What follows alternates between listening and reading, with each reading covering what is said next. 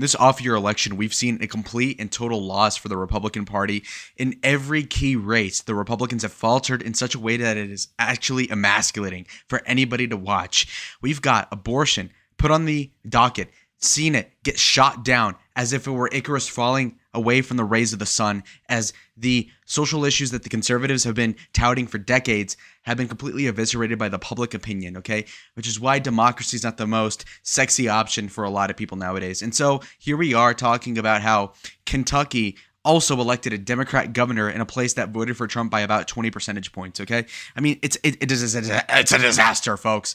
And what's even better than my stutter is that we've got an entire race of people, and these people are Republican candidates, and these slate of people just lost across the board. Mississippi, I mean, these are not impressive results. We have wins, but they're not great. Here's some common sense things right here. Okay, so you'll notice, for instance, when we look at the state of Mississippi, this is a state that's literally as Republican as it could get possibly, right? Like it's you and your buddy Oklahoma that are really fighting for most Republican state. So you'd imagine, okay, Tate Reeves, you're a American governor who is supported by the president or the incumbent candidate basically. Okay, so you're a Trumpian sort of guy. So you ought to get as much percentage of the vote as Donald Trump, just in a general heuristic sense. No, but instead we've got somebody who is derelict, or at least electorally cannot summon much more than a buffet of options towards why you should vote for him, when we should really have every single reason in the planet to vote for you, Tate Reeves. Instead, you've got like, okay, what, you're a Trump candidate and you have less swag, less charisma. So then what do we have as a result? And you'll see right now what happens. You've got this result. You've got a guy winning by 6 to 7% in the state of Mississippi. What the hell are we talking about, okay? This is pathetic. Are you kidding me? Really? And of course, you can see how it's so racially divided how the votes went down. I mean, this whole Plexit thing, that's not going to fucking happen anytime soon. Anyway, so we'll nix that. We've got the Kentucky governorship as well, where, again, Donald Trump won the state by a ton. So you would expect it, okay, well, Daniel Cameron, who's this black guy, former attorney general, like he has his own credentials and shit. Okay, you've got it figured out, bud. All right, well, if that's the case, then where are your votes? You ought to win the state of Kentucky on paper by like 10 to 15. Now, here's the catch. Andy Beshear is the son of a former, one of these like big coal, blue collar Democrats. His father, the Beshear guy, he was governor a while ago. So the son runs and he's like this clean cut, 40-year-old white guy. Okay, so you can see how that could work out. Now, here's the thing. Again, Trump won the state by over 60% last time. So you would expect like, okay, so if that's the case, then let's get a black guy who can appeal to some of these minorities, can probably appeal to these suburban wine moms, and you can get all the votes in Kentucky. No, this guy loses. Daniel Cameron loses by 5%. Mind you, this race was supposed to be really close. Even if the Democrat were projected to win, it ought to be by like 1 point. Instead, it's like 4.8. It's like utterly embarrassing what's going on here. So he's getting towered on by Andy Beshear, and you can look at the results right now, the county map, everything. It's a fucking disaster, okay? I mean, just seriously super embarrassing. Here's another depressing little factoid, right? So in Virginia, we had a guy in Glenn Youngkin who's like the 6'5" former basketball player or something with his vest. He had the good optics. He really played the middle of the field. He distanced himself from Trump to like not get any avarice through the people in the Washington, D.C. suburbs so that they wouldn't vote against him and stuff. So he really, at a time when Joe Biden wasn't that unpopular, he won the election where he was disfavored by like 10 to 12%. And so for him to win that was utterly fantastic. In 2 years, you've seen this guy campaign for the state senate, for whatever house, the legislature, that camera, and the government. He really put his ass out there. And for what? Apparently, according to this on CBS, Virginia Democrats sweep legislative elections completely. So they took full control of the General Assembly after 2 years of divided government. So it's not even bad enough that, they kept the Senate blue. No, now both chambers are blue, when they used to be split under Youngkin. And that's too bad because, and I heard this from the people that work for him, like, oh, he's going to go full red pill. He's actually going to change the government once he gets the full cameral support, once he has the Senate and the Congress. Now he doesn't have either. So, well, good luck doing anything in Virginia, and good luck getting reelected in 2025, by the way. It's going to look pretty tough now. So anyway, so even if you look here, even the cockeyed liberals can even point this out, yeah? So the outcome is a sharp loss for Republican Governor Glenn Youngkin, who exerted a great deal of energy, money, and political capital in an effort to secure a GOP trifecta, and he got nothing. And then look at what underscores his defeat. Virginia Democrats who campaign on protecting abortion rights swept Tuesday's legislative elections, right? So there you go, abortion.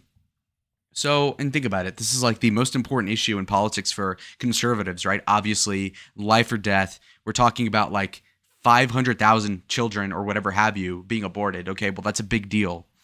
And then for that to be the issue that you're getting rejected by, it seems to be the biggest issue. It's like if you got rejected by a girl over a religion, it's like, well, that's pretty important. So imagine the sting. So anyway, we have, so the Virginia Democrats obviously hold the Senate there. It's too bad. And even Democrat Daniel McCaffrey wins Pennsylvania Supreme Court race, which is super important. So the court on this issue has a 5-2 majority. So basically, going into the 2024 election, where having the Supreme Court justices being Republican would help a lot for the state, local races, and how they conduct the election procedures and whatnot, if you were to contest the results, theoretically, which last time was super vital. Well, now the Democrats are going to have a 5-2 majority in the court. Think about that, okay? So when it comes to, well, you know, so-and-so election irregularity, okay, well, guess what? It's going to be 5 Democrats voting against 2 Republicans. So good luck doing anything. Even if the truth is on your side, good luck having the Republicans win that vote in the court. So that's way too bad. And even in 2020, you had it be a 4-2 majority where you had a deadlock 3-3 decision on mail-in voting as being casted out. So think about that. You were 1 vote away from Trump winning Pennsylvania theoretically through some legal fiat or whatever have you. And now that won't even happen. It won't even get close. It won't even be a tie. It'll be a 4-3 or whatever decision pro-Democrat. So there you go. Horrible loss. And the news won't really cover this. This is a super big election loss. You have this guy, Alexis, or I guess it's a girl, Alexis McGill Johnson, the president of the CEO of Planned Parenthood Action Fund, applauded the outcome of the Pennsylvania Supreme Court race, saying that it's a statement across the state and that voters believe that there's no such thing as an off-year election for abortion rights and that was the driving force in the campaign. So again, these people that fund the Democrats are saying that it was abortion that animated the turnout, which makes sense because in an off year where Joe Biden is super unpopular, inadequate when it comes to foreign policy, when it comes to giving a speech, when it comes to the economy, any myriad of different topics. One thing that you can say about Joe Biden is that he's a good candidate if it comes to pro-choice sort of things, right? So then all of a sudden you've got somebody here in Joe Biden who's being propped up by the carcass of this issue of abortion rights, in which case the Democrats have something that is a log in the eye of the Republicans, which they have not been able to assuage for 50 years straight. So this is a huge losing issue that you can cite as losing us the election in Pennsylvania in regards to the Supreme Court race, which has like a 2% chance of affecting the election in 24, theoretically speaking. And even better than that, you've got a case in Kentucky where abortion was instrumental towards booing those people, namely Andy Beshear, to beat over Daniel Cameron. Even better than that, you've got the Virginia Senate and House races flipping Democrat from a Republican split government with the Democrats over abortion. Again, because think about it, Glenn Youngkin has been a solid governor no matter what you think. Like, he's not a very polarizing figure. And so for him to not be able to buoy up people to vote Republican, even though the Republicans aren't saying anything crazy, is to say also that the Democrats are surviving just off of abortion rights, which means that the zeitgeist in general in modernity is really bad. Because why would they vote that way? The one win that Republicans might say was good is that Ohio Issue 2 will pass. Ohio Issue 2, if you didn't know, was a marijuana legalization thing. So the biggest win for anybody at all was that they legalized marijuana consumption in Ohio. As if Ohio needed weed. Okay, great. Yeah, all right. So now these dilapidated steel factories will have a bunch of fucking squatters smoking pot legally. Okay, great. Here's another important factoid, right? So it says here in the news that Biden congratulates Beshear after he's projected to win a second term in Kentucky. But what's important about this is that he defeated Daniel Cameron, who was the current Attorney General of Kentucky. I thought he was Attorney General 5 years ago. No, he was still in there. What does that mean? That means that a guy who had the clout to be Attorney General of a state, which is like the 3rd biggest position in the state at least, if not second, is going to be somebody who does not have the political levers to really win an election in a state where Mitch McConnell can win and the guy's a fucking turtle fossil, with no charisma, which is to suggest that obviously the state local dynamic is very different from the federal. But even better than that is that, dude, okay, you're attorney general, you're a black guy, you're kind of young. Okay, you've got everything going for you.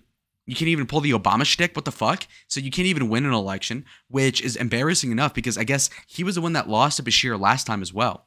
Even better than that, you've got years as attorney general. Do you not know every little facet to win you an election? You don't? Why?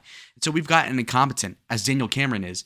And what's even better is that you see a lack of Trump campaigning for him, which is odd because obviously Trump would die for a Republican governor in Kentucky of all places, but I'm assuming that Daniel Cameron didn't go for that. And if that's the case, what the fuck are you doing rejecting the gift of a Trump rally? Those are content. Anyway. All right, so bad news bears. This is the biggest L, in my opinion, for conservatives overall across America, but more specifically in the shithole we call Ohio, home of the Cleveland Cavaliers, home of like a good basketball team circa 15 years ago. So here we go. If you look here, this is really tragic. Now, as you can see, Ohio, in this particular case, basically establishes a constitutional right to abortion within the state, which is really bad.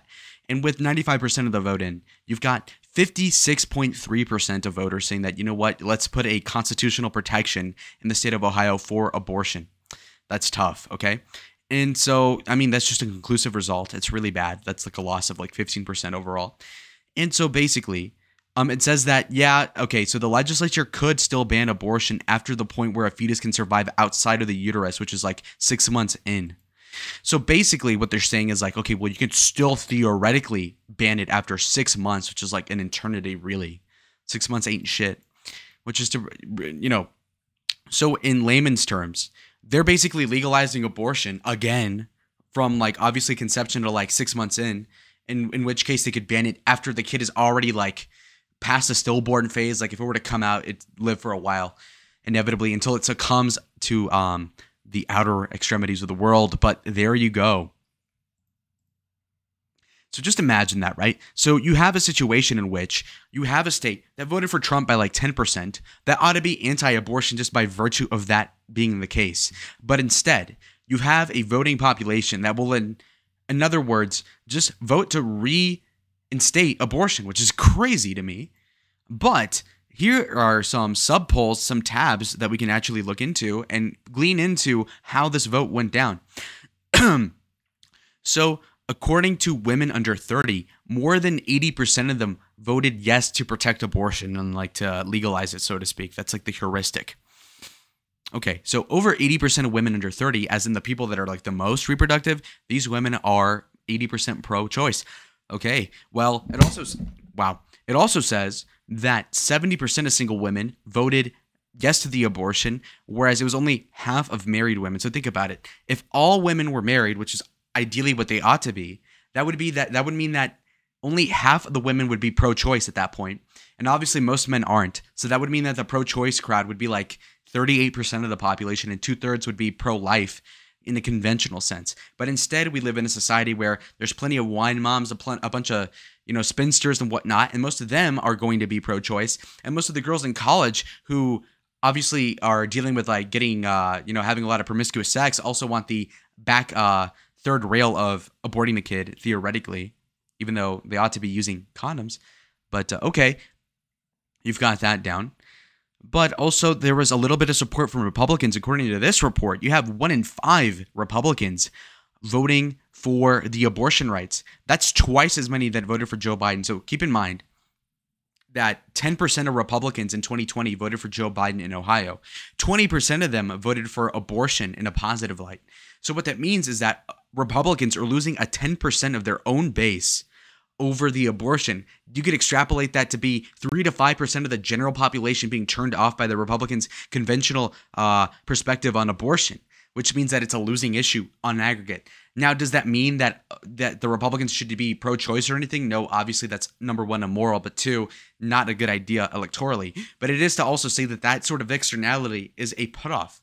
So it's kind of like, for example, you could be really roided out, like you could be a bodybuilder. Now that's going to turn off like a good 20 to 40% of girls because obviously that's like way too much. But some people might like that. And so you need to make sure that you keep what makes you electable, but also keeps people interested in the base. A lot of people won't realize this. but that's essentially important. So you've got 20% of Republicans or conservatives voting for the abortion, whereas only 6% of liberals voted against it. So again, when we're talking about ideology, when we're talking about having a fucking backbone, where are the conservatives? Where are these milquetoast suburbanites? They ain't nowhere. They're nowhere. Let's look at the young vote. Again, 82% pro-abortion. Voters under 30, again, including men. These college kids, these fucking imbeciles, and I'll talk to these people. They're like, man, it was a girl's body. Bro, you shut the fuck up, you frat guy. These people are voting fucking Democrat. They're voting, and even better, they're voting for the abortion thing. It's gross. Single women, as you can see that, single ladies, Beyonce, whatever. Okay, so 71%, again, college grads. You know what the colleges do to these fucking people. Now they're more pro-choice. Okay, well, that's too bad, isn't it? Isn't it? This is just some DLC content, so like obviously nobody cares about Rhode Island. But I mean, because we all know it's going to go Democrat. But if you look here, you'll notice that number one, Gabriel Amo, who I don't even know what he looks like. Let's look this up. I'm just kind of curious. So you see that, oh shit. All right. So you see this player. All right. So he wins the vote by like 30%, just completely destroys Jerry Leonard Jr., But what's even better than this, of course, is that what does he promise to do immediately in Congress? And this kind of tells you what the zeitgeist is now in politics. Well, look at this. He wants to ban assault-style weapons, fight for universal background checks. He also supports to codify the right to abortion into federal law. So that's what Democrats are doing, right? They see school shootings, they see these sort of mass shooting events, and they say, okay, well, time to ban your guns in a major way. And even better than that, they want to have universal background checks, which if you talk to cops, they tell you that it hardly does anything to change anything. But even better, obviously that tramples over certain constitutional rights. Even, I'll do you one more. With respect to this whole abortion thing, that's the whole undercurrent, right? That's the whole problem with this fucking country. So in summation, the bottom line is that the Republican Party is a joke right now. How in the hell are we going to have a state like Mississippi go 7% Republican? What the hell are we talking about? And I even saw that there was a $77 million auditor sort of like scandal going on with the Republican Party in association with the gubernatorial candidate and now second-term governor Tate Reeves. Why the fuck do we not have a deeper bench than that? And you could say, well, oh, this guy, oh, he has clout. Okay, well, seriously, you can't dislodge fucking Peter Griffin looking ass nigga. Secondly, you've got Kentucky, which is a solidly Republican state, goes Democrat again. Really? Are you joking? And what would be kind of cute is if you said, okay, well, at least the Republicans have a governor in New Jersey or something like that. That's not even true, though. We didn't flip any blue states that are like solid blue and then make it red, or like at least Arnold Schwarzenegger was governor as a Republican in California like 15 years ago, Chris Christie's fat ass, etc. But instead, now we hardly have any of that. The closest thing you've ever gotten was Charlie Baker in Massachusetts, and he sucked. He was ass. Dollar store Mitt Romney. Imagine being that. So, of course, you've got these weak politicians. And what's even worse is that you have a failing class of politicians that cannot even win a race in a deep red state. It's fucking embarrassing. And you've got to say to yourself, we got to do better. Last thing, abortion. People need to get over the issue. First of all, time will be the friend of the Republican Party. The further you get away from the Dobbs decision, the less it'll viscerally hurt the liberal mind and the psyche. So that's just got to play itself out. But secondly, another thing would be this whole thing about the abortion thing. It's a very niche issue. And what I mean is that a lot of people will say, well, shy away from it. You know, don't talk about abortion because it loses elections. Well, you can't do that. You cannot look like a cuck, okay?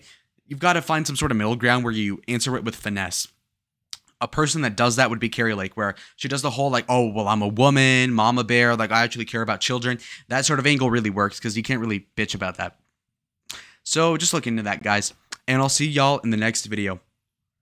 Adios.